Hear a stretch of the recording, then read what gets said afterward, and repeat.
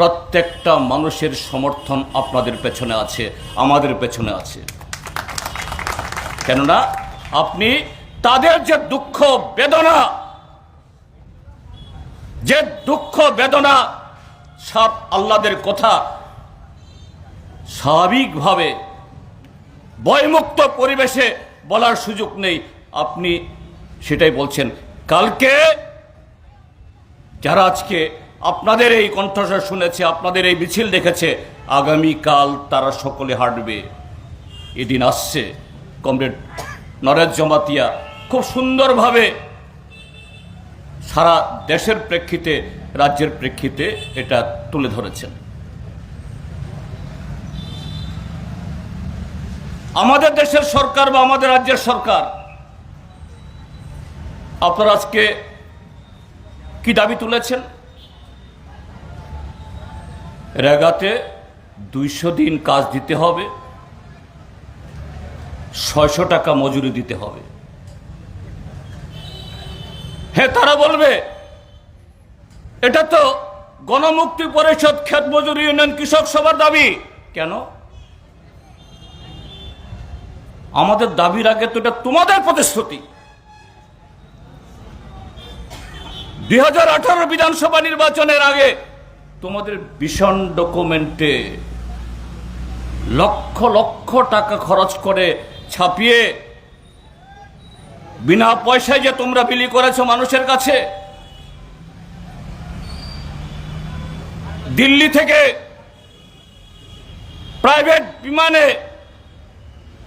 Private বিমান হলেও কিন্তু নিজের পকেট থেকে বিমানের জ্বালানির খরচ নাই, বা দেশের মানুষের ট্যাক্সের টাকায়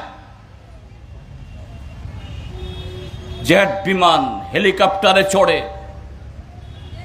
প্রধানমন্ত্রী নরেন্দ্র মোদী সাহেব মহোদয়, তৎকালীন বিজেপির সভাপতি, আজকের দেশের স্বরাষ্ট্রমন্ত্রী কি বলেছেন?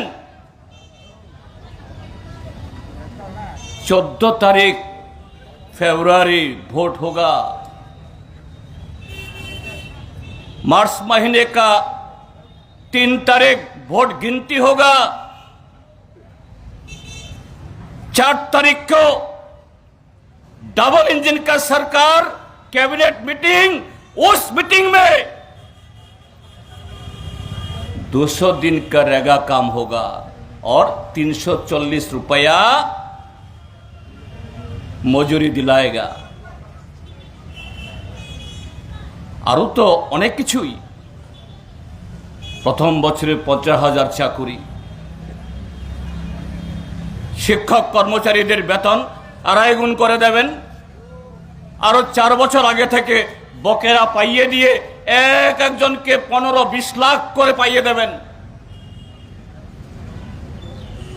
আমরা কিন্তু সেই দাবিগুলি করিনি, আমরা ন্যূনতম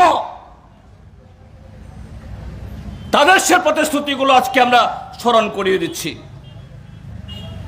কোথায় এই ত্রিপুরা রাজ্যের মানুষকে আরো কত প্রতিশ্রুতি 2018-তে, 2023-এ ভারতীয় জনতা পার্টির প্রতিশ্রুতি এক ধরনের আকাশচুম্বী, তার সাথে ত্রিপুরা মথা, আইপিএফটি, তাদের আরো হাতে বিগতে নাগাল পাওয়া যায় না। কোথায়? তার যদি ছিটে ফোটাও যদি আজকে কার্যকরী হতো, গত 7 বছরে তার ভগ্নাংশ যদি রূপায়িত হতো, এই ত্রিপুরার যে চেহারা এরকম থাকার কথা, গ্রাম পাহাড়ের এই কঙ্কালসার চেহারা হওয়ার কথা, ত্রিপুরা রাজ্যের বেকার যুবকদের আজকে জীবনের নিশ্চয়তা নেই, অন্ধকার, হতাশা। সে হতাশায় এদের দিকে, তাদেরকে নেশার দিকে ঝুঁকিয়ে দিচ্ছে, ঠেলানো হচ্ছে।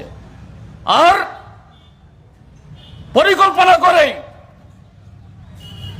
ত্রিপুরা যে নতুন স্কুল না খুললেও, নতুন হাসপাতাল না হলেও, নতুন ব্রিজ না হলেও, নতুন রাস্তা না হলেও, আপনারা যে কৃষকরা সেচের জল চাইছেন, সেচের জন্য কোনো প্রকল্প না হলেও, নতুন কোনো কৃষি বা অন্যান্য অর্থকরী ফসলের কোনো স্কিম না হলেও